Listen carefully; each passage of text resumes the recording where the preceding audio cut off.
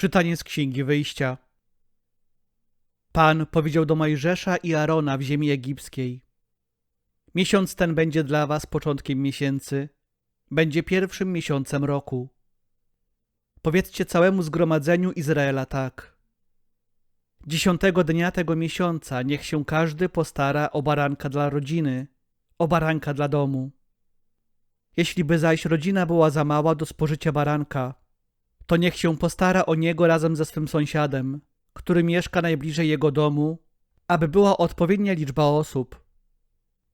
Liczyć się zaś będziecie dla spożycia baranka według tego, co każdy może spożyć. Baranek będzie bez skazy, samiec, jednoroczny. Wziąć możecie jagnię albo koźlę. Będziecie go strzec aż do 14 dnia tego miesiąca, a wtedy zabije go całe zgromadzenie Izraela o zmierzchu. I wezmą krew baranka i pokropią nią odrzwia i progi domu, w którym będą go spożywać. I tej samej nocy spożyją mięso pieczone w ogniu i chleby przaśne będą spożywali z gorzkimi ziołami. Tak zaś spożywać go będziecie. Biodra wasze będą przepasane, sandały na waszych nogach i laska w waszym ręku. Spożywać będziecie pośpiesznie, gdyż jest to Pascha na cześć Pana. Tej nocy przejdę przez Egipt, zabiję wszystko pierworodne w ziemi egipskiej, od człowieka aż po bydło, i odbędę sąd nad wszystkimi bogami Egiptu. Ja, Pan. Krew posłuży wam do oznaczenia domów, w których będziecie przebywać. Gdy ujrzę krew, przejdę obok i nie będzie pośród was plagi niszczycielskiej, gdy będę karał ziemię egipską. Dzień ten będzie dla was dniem pamiętnym i obchodzić go będziecie jako święto dla uczczenia Pana. Po wszystkie pokolenia, na zawsze w tym dniu będziecie obchodzić święto.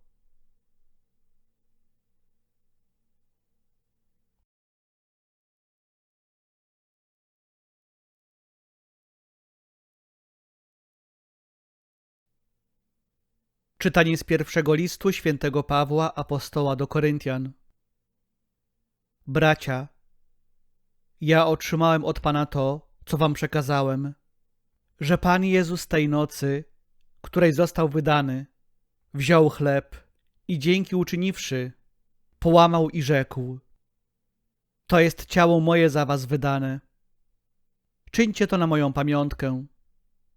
Podobnie, skończywszy wieczerzę, wziął kielich, mówiąc: Kielich ten jest nowym przymierzem we krwi mojej.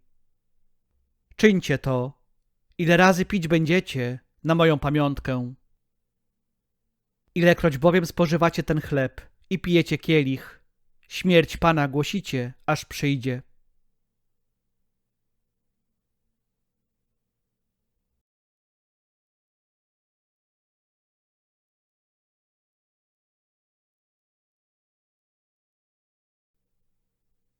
Słowa Ewangelii według świętego Jana. Było to przed świętem Paschy. Jezus, wiedząc, że nadeszła godzina Jego, by przeszedł z tego świata do Ojca, umiłowawszy swoich na świecie, do końca ich umiłował. W czasie wieczerzy, gdy diabeł już nakłonił serce Judasza Iskarioty, syna Szymona, aby go wydał, Jezus, wiedząc, że Ojciec oddał mu wszystko w ręce oraz że od Boga wyszedł i do Boga idzie, wstał od wieczerzy i złożył szaty. A wziąwszy prześcieradło, nim się przepasał. Potem nalał wodę do misy i zaczął obmywać uczniom nogi i ocierać prześcieradłem, którym był przepasany.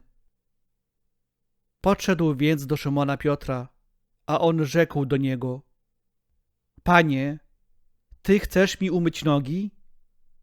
Jezus mu odpowiedział: Tego, co ja czynię, Ty teraz nie rozumiesz, ale poznasz to później. Rzekł do niego Piotr: Nie, nigdy mi nie będziesz nóg umywał. Odpowiedział mu Jezus: Jeśli cię nie umyję, nie będziesz miał udziału ze mną.